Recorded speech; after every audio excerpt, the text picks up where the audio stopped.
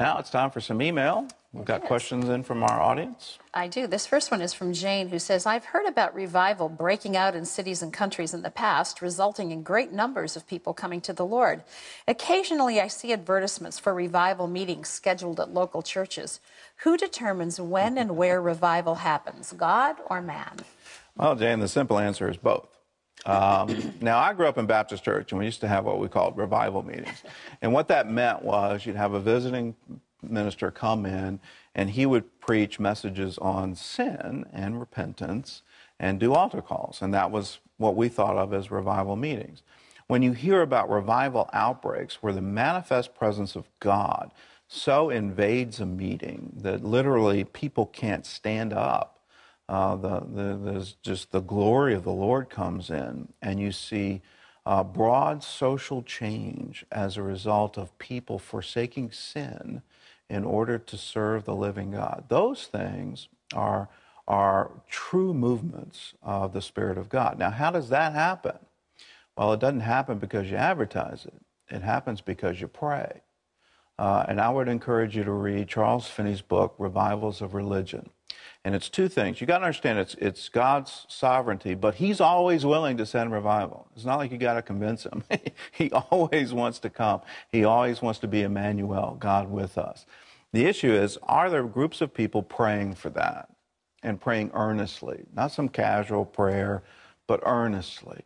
When you hear about the Welsh revival, it was a student, Evan Roberts, got together with around 20 people.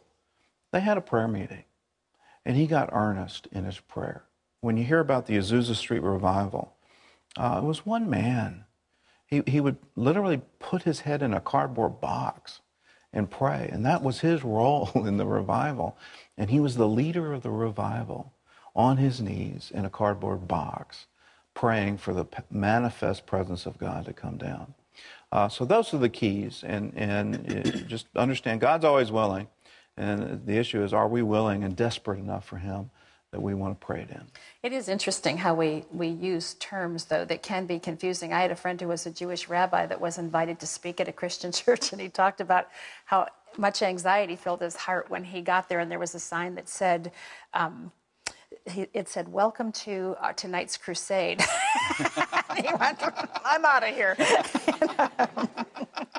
Watch your terms. Yeah, watch your terms. Okay. Prayer festival. Yeah. This is Susan, who says, God saved my life by removing cancer from my face, and I'm thankful to be alive. I've never heard of God removing scars, but I want to press in and trust God to heal the scars, inflammation, and severe acne that still remain on my face. I don't think it's vain to ask, since I think there's a call on my life to proclaim the good news. Is it okay to pray for such a healing? Susan, you go, girl. It's okay. It's okay to pray for that. And I've heard of scars being healed, and I've heard of some pretty miraculous things. There was a meeting up in Canada where a friend of mine was preaching, and to his absolute amazement, he thought the woman was upset. She got up really excitedly, and she ran out of the meeting. And what she was running to the bathroom because she couldn't check in the open meeting. She had had a C-section. And she just felt something. She wasn't even asking for it. And she came yelling out of the bathroom. Her C-section scar was gone. Wow. Now that is an amazing miracle. She wasn't even asking for it. So yeah, you can pray for scars to be removed. You can pray for acne to be removed. All of that's fine.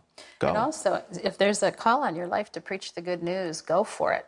You know, as you are obedient and do what God's called you to do, you may find the action take place that you're seeking. This is Alicia, who says, I'm struggling with finding peace after the death of my 38-year-old niece. She was raising 2 children, age 8 and 5, to love the Lord. I don't understand. Why would God allow her to be taken away? Well, this is a question that's going to take a longer time than I've got in this program. I'll try to be quick with it. Jesus gave us the Lord's Prayer. And in the Lord's Prayer, He asked that God's will would be done on earth as it is in heaven. And the question that I pose when I get questions like this, I question back, why would Jesus be asking for God's will to be done if God's will were already being done? So I wouldn't say it's God's will that this 38-year-old mother died. When Jesus would be around people, he'd raise them from the dead. So, and he would pray for healing, and he'd get results before they died.